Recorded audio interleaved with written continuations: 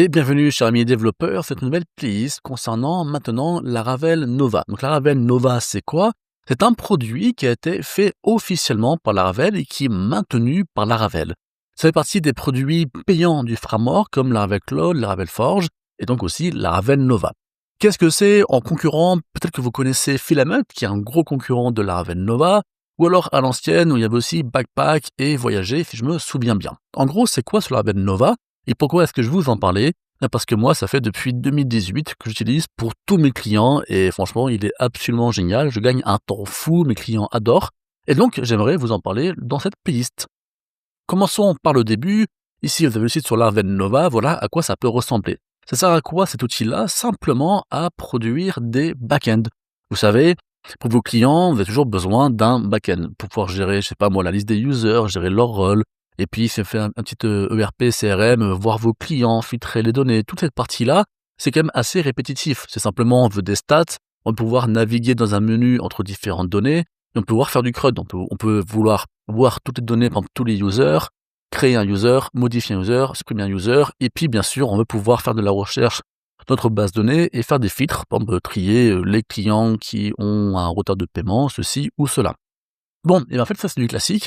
Laravel Nova vous permet de générer ça très rapidement. Avant d'aller plus loin, moi en 2018, pour vous expliquer, je développais une application SaaS avec un associé, un gros truc pour boutique informatique, gérer des travaux, des réparations, c'était vraiment plutôt puissant et plutôt efficace.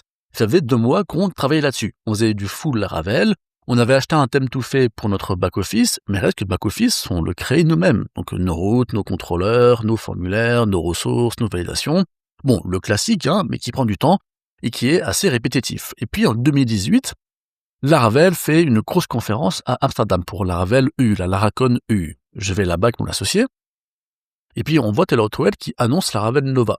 Il nous fait une démo, et en moins d'une heure, le mec il nous crée un CRUD complet avec des filtres, des actions, des trucs vraiment trop stylés, et on se dit mais c'est incroyable ce truc-là.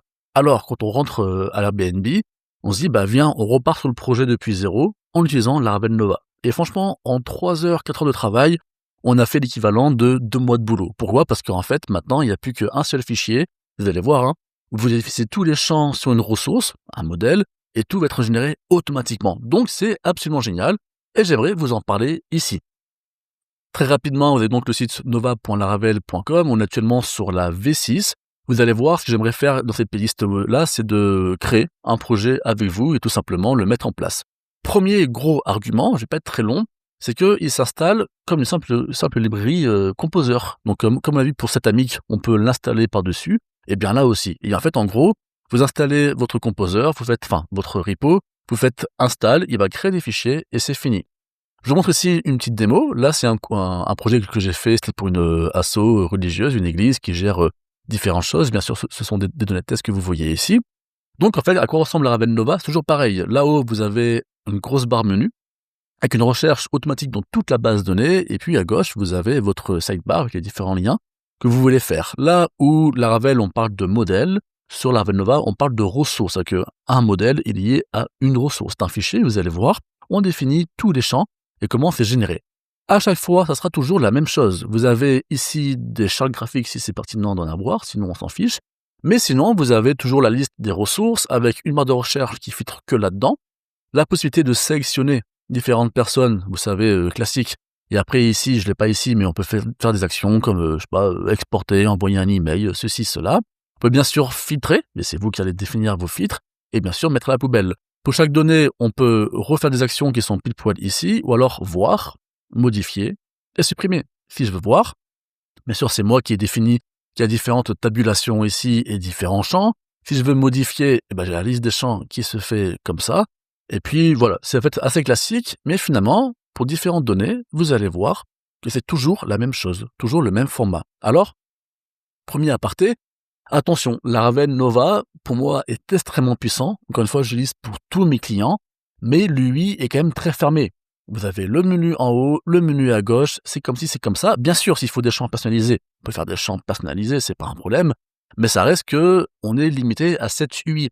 Très souvent, on va comparer à Laravel Backpack, plutôt à Laravel Filament, par exemple, qui est arrivé un peu plus après, 2020, je crois, qui est un peu du même principe. Souvent, on compare les deux, mais lui a beaucoup plus de fluidité effectivement sur le back-office. Par contre, il faut plus de temps pour coder. Avec Laravel Nova, moi, ce que je dis à mes clients, je dis: «Bah, je vous propose ça. Ça coûte 100 $ la licence, donc c'est que dalle».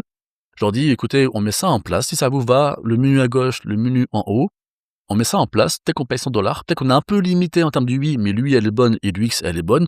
Par contre, on gagne, un nombre de jours incroyable sur le développement d'une application. Donc on a un prix ultra optimisé et derrière, on a une interface qui est vraiment très propre». OK, donc dans cette playlist, Laravel Nova, j'aimerais maintenant, par la suite, tout simplement, vous présenter chaque feature, comment on crée des fils, comment on crée des ressources, comment on fait des actions, ceci et cela, le faire cumuler avec vous pour à la fin avoir un petit projet un peu sympa à vous montrer. Donc n'hésitez pas à vous abonner à ma chaîne YouTube dans ce cas-là et à me dire aussi en commentaire, est-ce qu'il y aurait des choses particulières que vous aimeriez voir sur Laravel Nova?